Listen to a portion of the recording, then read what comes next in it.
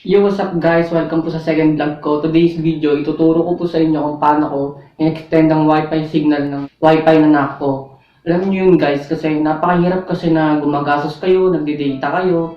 Samantalang mga kapitbahay nyo, may mga wifi, hindi nyo alam, nahahack pala. Hirap kasi yung panay gastos kayo, load kayo ng 20, 30, 100, para lang makapag-email kayo, makapag-YouTube kayo, makapag-Facebook kayo, or etc. na kahit anong gusto ninyo. Napakahirap nun guys, ang gastos kayo ng gastos ngayon. Lalo na ngayong pandemic, naku, naka-lockdown tayo. Anong gagawa natin?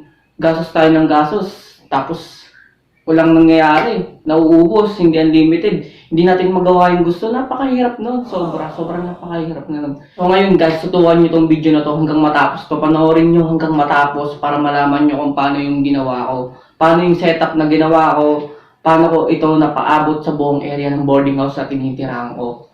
Pero bago natin simulan ng video na to, mag-like, share, subscribe, and click na notification bell na kayo para sa mga bagong video na kagaya nito.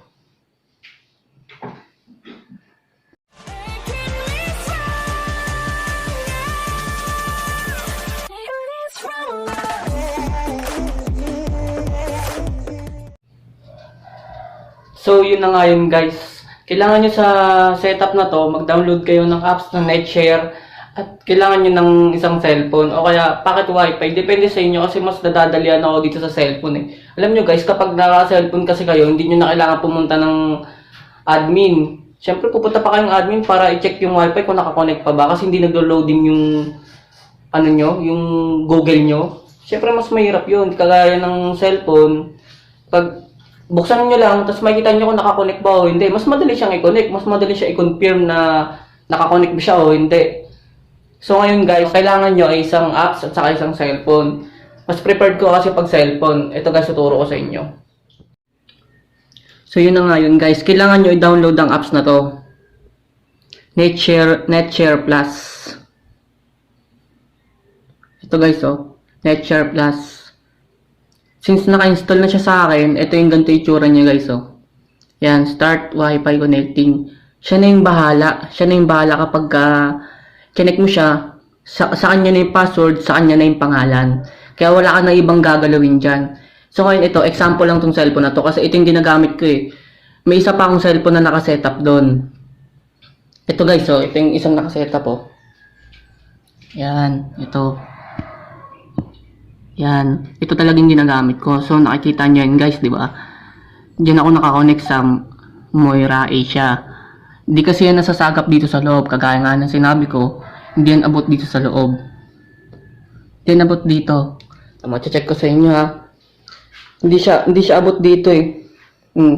Di ba? Hindi ko masagap yung Moira Asia.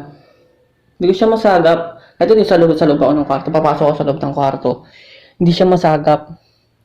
At hindi talaga. So ngayon guys, ang gagawin yung paraan, gagamit kayo ng NetShare. Gagamit kayo na ito. Gagamit kayo ng NetShare. Ito kasi, nagsisilbing hotspot nyo para makakonect yung lahat. Para makakonect yung mga kaibigan mo, mga kasama mo dito sa bahay. Para makakonect. So kapag chinek nyo yan, ganito yung kalalabasan nyo, no? Pag chinek nyo yan, ganito kalalabasan yan. Yan. May sarili na siyang pangalan, may sarili na siyang password. Lalabas yung ganito nyo. Pag okay, lalabas yung ganyan niya. Ganyan kalalabasan yan. O, so ngayon guys, ito na siya. Diba ang pangalan niya Direct H3 Wi-Fi Repeater. So ngayon, tingnan mo dito guys. Since nakakonect na ako dyan, ayun na siya ngayon guys oh.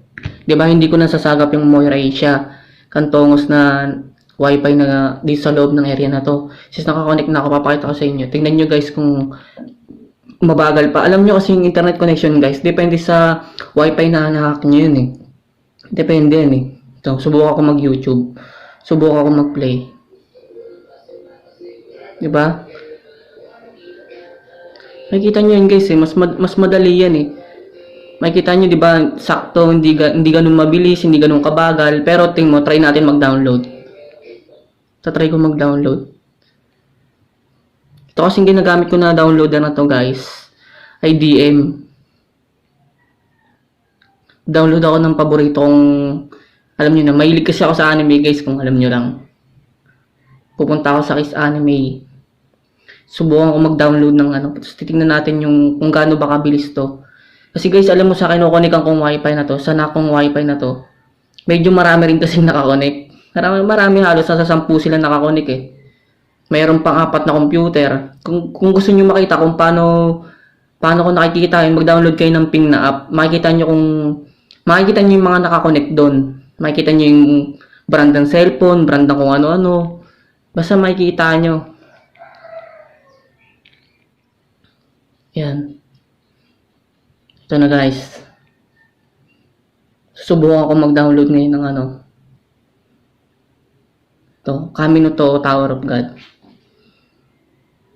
Yan, kung makikita nyo guys, medyo okay naman siya.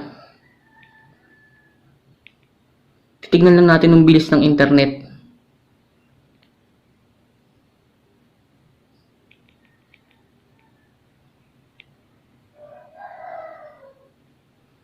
Kung makikita nyo guys, dati, nandiyan lang ako sa bintana, mukha akong kawawa dyan, mukha akong tanga.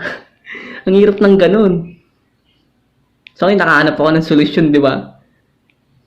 Kaya guys, kayo, umanap din kayong, kung gawin nyo itong ginagawa ko, meron man kayo na wifi sa kapitbahay nyo, gawin nyo to. Alam nyo guys, pautakan ng laban ngayon eh.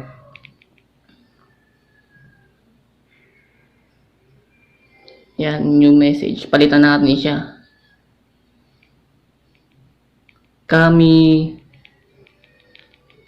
7. Since na-download ko na siya, ida-download ko ulit. Overwrite existing file. So, tignan natin yung download niya.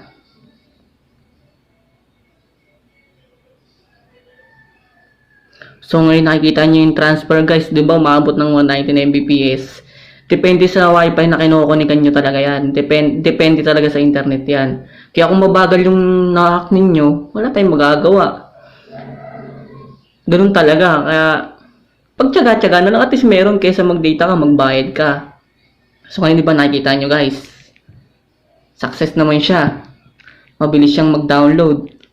Kung nakikita niyo guys, 'di ba, kung nakikita nyo dito sa apps na to, wala akong download link. Kusa na lang siya lumabas dito kasi itong IDM may grabber, may video grabber siya.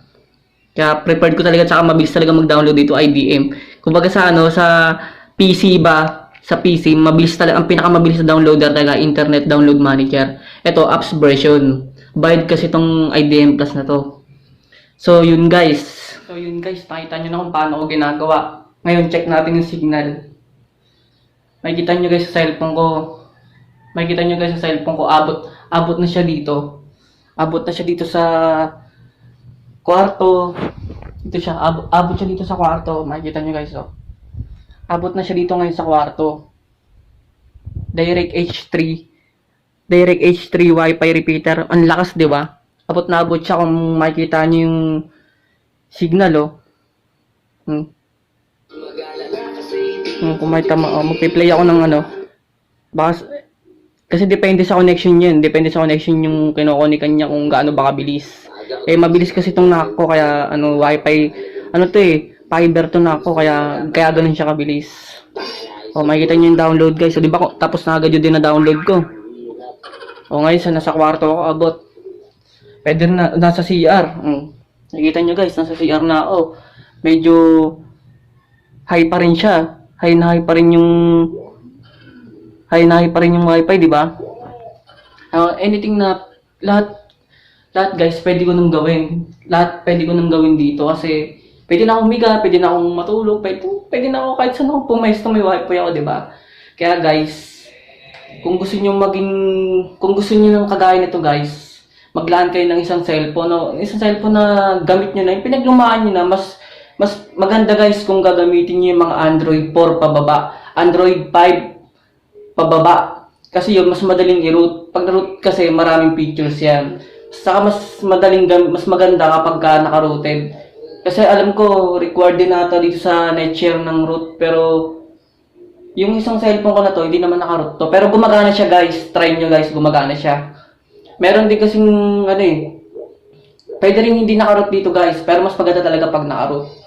So yun na yun guys, sana may natutunan kayo sa video na to. Pero bago natin tapusin ng video na to, mag-like, share, subscribe na rin kayo. At click na notification bell para sa mga bagong video na kagaya nito. So ngayon guys, yun na yun. Maraming salamat guys sa mga viewers ko, sa mga patuloy na sumusuporta sa akin. Maraming salamat po sa inyo. God bless po sa inyong lahat. Stay safe, stay home po. Suportahan po natin ang mahal na Pangulo natin. Huwag na tayong maging makulit. So yun na yun guys. Thank you. Maraming salamat. God bless sa inyong lahat.